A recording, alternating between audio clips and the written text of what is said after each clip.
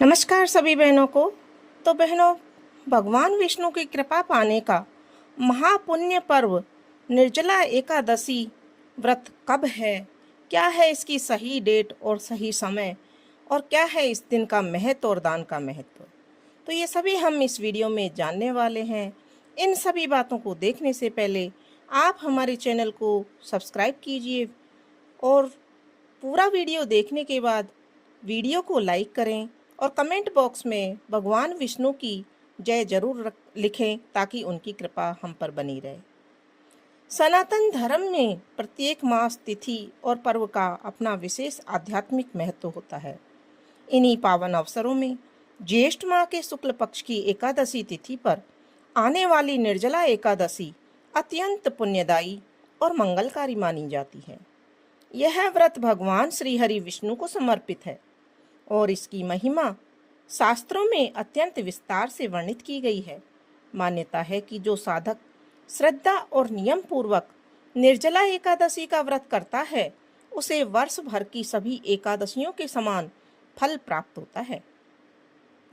निर्जला एकादशी आत्मशुद्धि, संयम, भक्ति और दान का दिव्य पर्व है। यह दिन साधक को भगवान विष्णु की विशेष कृपा, पापों से मुक्ति और मोक्ष का मार्ग प्रदान करता है। निर्जला एकादशी का बहुत ज्यादा महत्व है। निर्जला एकादशी को भीमसेनी एकादशी के नाम से भी जाना जाता है।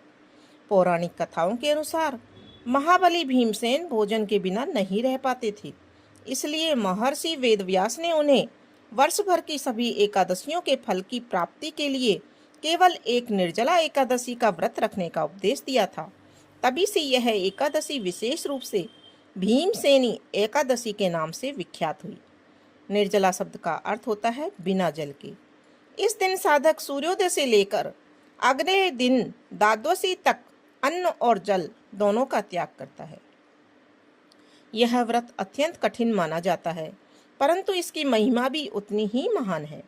धर्मशास्त्रों में कहा गया है कि यह व्रत करने से मनुष्य के संचित पाप नष्ट हो जाते हैं और उसे भगवान विष्णु का दिव्य आशीर्वाद प्राप्त होता है। निर्जला एकादशी की पूजा विधि जो भी आपके अनुरूप हो वो आप कर सकते हैं, लेकिन एक साधारण और अच्छी विधि यहाँ हम लिख करके दे रहे हैं कि ब्रह्म मुहूर्त में उठकर या जागकर गंगा जल मिश्रित जल से स्नान करें, स्वच्छ पीले कपड़े या सफेद वस्त्र धारण करें, सूर्य देव को अर्घ्य अर्पित करें और भगवान विष्णु के समक्ष निर्जल व्रत का संकल्प लें।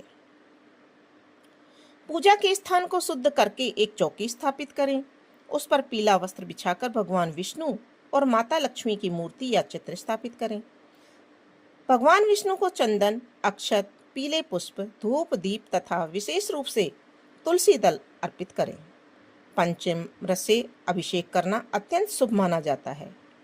पूरे दिन श्रद्धा भाव से मंत्र का जाप करें, ओम नमो भगवते वासुदेवाय। साथ ही इस दिन विष्णु भगवान के सहस्त्र नाम और भगवत गीता का पाठ अत्यंत पुण्यकारी माना गया है।